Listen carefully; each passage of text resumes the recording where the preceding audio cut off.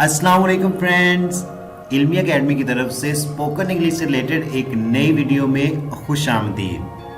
Friends, कहावत एक ऐसा सेंटेंस होता है जो कि तजर्बे की बेस पे बोला जाता है। ये नॉर्मली वो लोग जो अपने वक़्त के बहुत बड़े राइटर्स थे या अपने वक़्त के स्कॉलर्स थे या एक्सपीरियंस्ड लोग थे, जहाँ इंटेलेक्चुअल्स थे, जिनकी कही हुई बातें होती हैं। और ये बातें जो हैं ये बिल्कुल सच होती हैं, क्योंकि इसमें बहुत से लोगों के तजर्बात होते हैं, बहुत से लोगों के प्रैक्टिकल एक्सपीरियंसेस होते हैं, जिसकी बात पे ये बात कही जाती है। और ये जो सेंटेंसेस होते हैं ये बहुत सी बातों का निचोड़ होते हैं, जो कि मतलब कम अल्फाज में बहुत बड़ी बात कही गई होती है। तो इस तरह की जो कहावतें हैं वो हम उर्दू में तो सुनते रहते हैं, जैसा कि जिसकी लाठी उसकी भैंस, जैसा करोगे वैसा भरोगे। तो ये जो सारे फिक्रात हैं, जो कि ये कहावतें हैं उर्दू में, इनकी इंग्लिश भी तो होगी कोई, तो इनको इंग्लिश में क्या कहेंगे। मैक्सिमम लोग यहाँ पे आके कंफ्यूज हो जाते हैं कि ये उर्दू में तो कहावत है, तो इसको हम इंग्लिश में क्या कहेंगे। इस वीडियो में हम वो तमाम कहावतें जो उर्दू में बोली जाती हैं उनकी इंग्लिश सीखने की कोशिश करेंगे। आपको आपकी स्क्रीन पर उर्दू की कुछ कहावतें नज़र आ रही होंगी, तो अगर आप भी चाहते हैं कि इन उर्दू की कहावतों की इंग्लिश जानें तो इस वीडियो को एंड तक ज़रूर देखिएगा।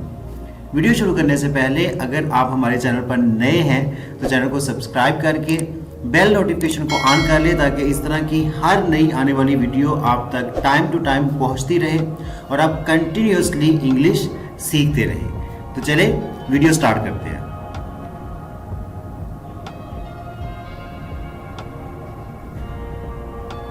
जिसकी लाठी उसकी भैंस। उर्दू में इसका मतलब ये होता है कि जो बंदा जितनी पावर में होता है, ठीक है, उसके पास, जिस बंदे के पास जितनी अथॉरिटी है उसके पास उतनी ही पावर होती है। तो जिसकी लाठी उसकी भैंस मतलब जिसके पास अथॉरिटी है, पावर है, उसी का ही है सब कुछ। तो इसको इंग्लिश में कहेंगे might is right. Might is right. Might is right. जहां फूल वहां कांटे। आपने ये तो सुना होगा कि जो गुलाब का फूल है बहुत प्यारा है, रेड कलर में और भी डिफरेंट कलर्स में होता है। तो जब आप कभी जो पौधा लगा होता है रोज़ का, यानी कि गुलाब के फूल का, उसको वहाँ से अगर आप फूल को तोड़े तो आप देखेंगे कि वहाँ पे कांटे भी होते हैं। तो इसका मतलब है कि जहाँ फूल वहाँ कांटे। अगर किसी को बहुत बड़ी कामयाबी मिल जाती है तो ऐसा नहीं कि उसको सिर्फ कामयाबी ही मिली है, उस कामयाबी के पीछे बहुत सी उसने मेहनतें की होती हैं, बहुत सी हार्डवर्किंग की होती हैं, बहुत सी तकलीफ़ें बर्दाश्त की हुई होती हैं। तो इन तमाम बातों का जो निचोड़ है वो ये कहावत की सूरत में है, जहाँ फूल वहाँ कांटे। इसको इंग्लिश में कहेंगे there is no rose without a thorn. Rose गुलाब के फूल को कहते हैं, थॉर्न कांटे को कहते हैं। So there is no rose without a thorn. There is no rose without a thorn. जो गरजते हैं वो बरसते नहीं। कुछ लोग हैं वो बड़ी बातें करते हैं, बहुत ज्यादा बातें करते हैं, लेकिन प्रैक्टिकली कुछ भी नहीं करते। तो इसी से रिलेटेड ये एक कहावत है कि जो गरजते हैं वो बरसते नहीं। इसको इंग्लिश में कहेंगे barking dogs seldom bite. Seldom का मतलब होता है शाज़ो नाज़र, कभी कभार। तो जो डॉग्स ज्यादा भौंकते रहते हैं वो काटते कम हैं। Barking dogs seldom bite. Barking dogs seldom bite.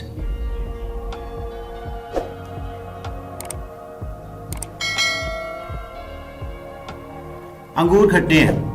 जहाँ पे आप कहीं जाना चाहते हैं, कोई पहुंच नहीं है, आप किसी गोल को अचीव करना चाहते हैं, आप उसको अचीव नहीं कर पाते अपनी किसी वजह से, तो आप कहते हैं जी बस ये तो गोल सही है ही नहीं। तो मतलब ये कह देना कि अंगूर खट्टे हैं। आपने अंगूर खट्टे से रिलेटेड वो स्टोरी भी सुनी होगी, वो फॉक्स वाली। तो इसको इंग्लिश में कहेंगे ग्रेप्स आर सोर। ग्रेप्स आर सोर। ग्रेप्स आर सोर। एक तीर में दो शिकार। इसको इंग्लिश में कहेंगे to kill two birds with one stone. To kill two birds with one stone. To kill two birds with one stone. अव्वल खेश बाद दरवेश। इसका मतलब होता है कि पहले आप अपनी फैमिली में देखें, अपने क्लोज रिलेटिव्स में देखें जिसको आप कुछ सदका खैरात दे सकते हैं, तो बाद में आप फिर जो और लोग हैं उनकी तरफ मूव करें। पहले अपनी फैमिली मेंबर्स को देखें या अपने रिलेटिव्स को देखें। तो इसको इंग्लिश में कहेंगे अव्वल खेश बाद दरवेश को charity begins at home. Charity begins at home. Charity begins at home.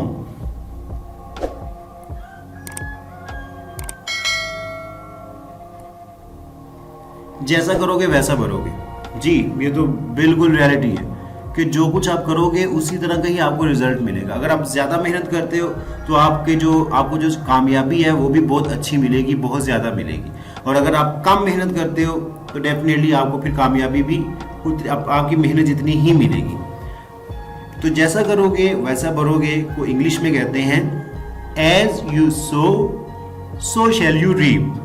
यहाँ पे SOW सो का मतलब है बीज का बोना, यानी कि जो फसल जो कुछ भी आप बोओगे सो शैल यू रीप, आपको वही काटनी पड़ेगी, क्योंकि जो चीज़ आपने बोई हुई है उगेगी वही और उसी को आप काटोगे।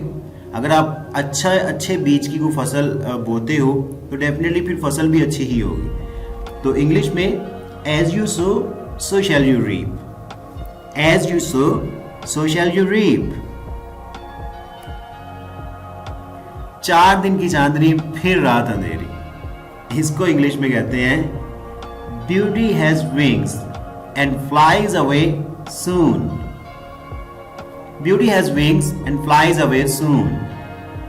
Beauty has wings and flies away soon. इंसान अपनी सोबत से पहचाना जाता है। बिल्कुल सही है जी। जिस तरह के लोगों के साथ आपका उठना बैठना होगा, आपकी सोच, आपका उठना बैठना, आपके चाल चलन भी उन लोगों की तरह ही होंगे। अगर आप एजुकेटेड लोगों के साथ उठते बैठते हैं तो आपकी सोच, आपकी ड्रेसिंग, आपका एटीट्यूड, बिहेवियर भी पढ़े लिखे लोगों की तरह होगा। और इसके अपोजिट आप समझ ही सकते हैं। तो इंसान अपनी सोबत से पहचाना जाता है। इसको इंग्लिश में कहेंगे a man is known by the company he keeps. A man is known by the company he keeps. A man is known by the company he keeps. Well friend, this is all about today's video. Video अच्छी लगी हो तो like और share करना मत भूलिएगा। और हाँ, अगर अभी तक आपने हमारे चैनल को सब्सक्राइब नहीं किया तो जल्दी से चैनल को सब्सक्राइब कर ले, ताकि इस तरह की हर नई आने वाली वीडियो आप तक बासानी पहुंच सके और आप रेगुलर बेसिस पे इंग्लिश सीखते रहें। Thanks for watching the video.